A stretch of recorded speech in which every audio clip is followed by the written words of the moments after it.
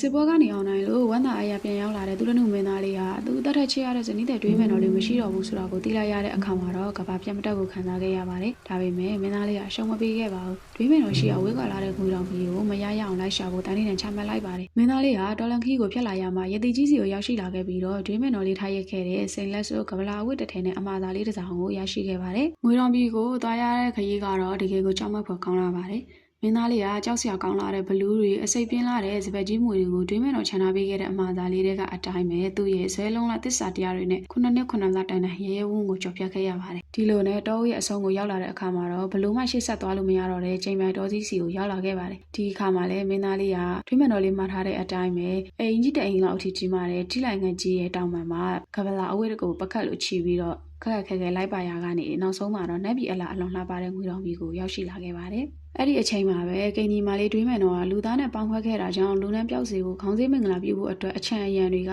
ရေခတ်ဆင်းလာတဲ့အချိန်ပဲဖြစ်ပါတယ်။မင်းသားလေးဟာရေကန်သားမှာပုံအောင်နေရင်ကရေခတ်လာတဲ့ကိန်းကြီးမလေးတဦးရဲ့ရေဦးတွေကိုတွေးမယ်တော်လေးရဲ့စိန်လက်စွပ်လေးကမတိမတာပြစ်ထည့်ပေးလိုက်ပါတော့တယ်။ကိန်းကြီးမလေးကတွေးမယ်တော်ရဲ့ဥကောင်းကနေရေစင်သုံးလုံးချလိုက်တဲ့အခါမှာတော့မင်းသားလေးရဲ့ဖုန်ကန်ကြောင့်အောင်စရာကောင်းလာတဲ့ဒီစိန်လက်စွပ်လေးကတွေးမယ်တော်လေးရဲ့လက်သက်ကျွမ်းမှာသက်ဆွတ်မိပါတော့တယ်။လက်စွပ်ကိုမြင်လာတဲ့တွေးမယ်တော်လေးကမောင်တော်သူတို့နုရောက်ပြီဆိုတာကိုချက်ချင်းသိသွားပြီးခမဲတော်ကြီးစီသူဝမ်းသာအားရသွားရောက်လျှောက်တင်มาတော့တယ်။ဒါပေမဲ့ငွေတော်မြေမင်းကြီးကသမီးတော်ကိုအလွယ်တကူပြန်မပေးခဲ့ပါဘူး။မင်းသားလေးကိုရှေ့တော်ခေါ်ပြီးတော့လေးတက်ပညာစမ်းသပ်တာကြီးမားလာတဲ့ကြောက်ဖြာကြီးတို့ကိုချီမြောက်ခိုင်းတာစတဲ့ခက်ခဲတဲ့စမ်းသပ်မှုတွေကိုလည်းစစ်ဆေးခဲ့ပါသေးတယ်။မင်းသားလေးကသူ့ရဲ့အရေးချင်းနဲ့အောင်မြင်အောင်လှုပ်ဆောင်ပြသနိုင်ခဲ့ပါတယ်နောက်ဆုံးမှာတော့အခဲဆုံးစမ်းသပ်ချက်အနေနဲ့ရုပ်ချင်းတပုံစံနဲ့တူလာတဲ့ကိန်းကြီးညီမ9ပေါ်လုံးကိုလိုက်ကနောက်ွယ်မှာနေစီပြီးလက်ချောင်းလေးတွေကိုအပေါက်ကနေဖော်ပြထားစီကတွေးမဲ့တော်လေးကိုရွေးချက်ခိုင်းစီပါတယ်မင်းသားလေးဟာဘသူကတွေးမဲ့တော်လေးဆိုတော့ကိုဝေခွဲမရပဲစိတ်ပူနေတဲ့အချိန်မှာမင်းသားနဲ့ရေဆက်ဆုံခဲ့ဖို့တော့နမင်းကြီးကရင်ကောင်လေးတစ်ကောင်အသွင်ဖန်ဆင်းပြီးတော့တွေးမဲ့တော်လေးရဲ့လက်သန်းပေါ်မှာနာပြီးတော့အချက်ပြပေးခဲ့ပါတယ်ဒီအကူအညီကြောင့်ပဲမင်းသားလေးကတွင်းမဲ့တော်ကိုမှန်ကန်စွာရွေးချယ်နိုင်ခဲ့ပြီးစံသက်ချက်အားလုံးကိုအောင်မြင်သွားပါတော့တယ်။မင်းသားရဲ့ထူးချွန်တဲ့ပညာရဲရင်နဲ့တက်တီနဲ့ခိုင်မာလာတဲ့အခြေစစ်ကိုမြင်တွေ့တဲ့အခါမှာတော့ငွေတော်ပြည်မင်းကြီးကကြည်ပြူစွာနဲ့ပဲသမီးတော်တွင်းမဲ့တော်လေးနဲ့လက်ထပ်ထင်းမြပေးလိုက်ပါတော့တယ်။အဲဒီနောက်မှာတော့သူရနုမင်းသားနဲ့တွင်းမဲ့တော်လေးတို့ကမိမိရဲ့တိုင်းပြည်ကိုဝမ်းသာအားရပြန်လဲရောက်ရှိလာခဲ့ပါတော့တယ်။မင်းသားလေးဟာတိုင်းပြည်ကိုပြန်လဲရောက်လာတဲ့အခါမှာတော့မိမိမရှိခိုင်မှာဇနီးတဲ့တွင်းမဲ့တော်ကိုမတရားဆွဆွဲပြီးရစ်ပူဇော်ဖို့ကြံစည်ခဲ့တဲ့မနာလိုမကောင်းကြံတဲ့ပရောဟိတ်ကြီးနဲ့အပေါင်းပါတွေကိုပြက်ပြက်သားသားပဲအပြစ်ပေးအေးအေးယူပြီးတော့တိုင်းပြည်ကနေနဲ့နေနံပေးကနှင်ထုတ်လိုက်ပါတော့တယ်။မကောင်းသူတွေကိုနှိမ်နှင်းပြီးတဲ့နောက်မှာတော့သူရနုမင်းသားနဲ့တွင်းမဲ့တော်လေးတို့ထာဝရပျော်ရွှင်စွာနဲ့ပေါင်းဖက်နေထိုင်သွားကြပါတော့တယ်။ဒီပုံမြင်လေးကတော့စစ်မှန်တဲ့မေတ္တာတရားနဲ့ခိုင်မာတဲ့သစ္စာတရားတွေဟာဘလို့ကြီးမားတဲ့အခက်အခဲတားဆီးနဲ့မကောင်းဆိုးဝါးတွေကိုမဆူအောင်နိုင်နေဆိုတာကိုသက်သေပြနေပါတော့တယ်။